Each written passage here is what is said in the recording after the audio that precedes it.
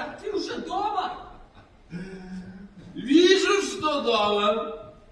Вместо вина воду дают. Так за вино деньги платить надо.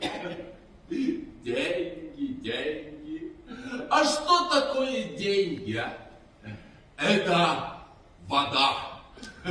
Кажется, неплохой тост получается. Так выпьем же за вечный источник. Дядя! Дядя, если бы в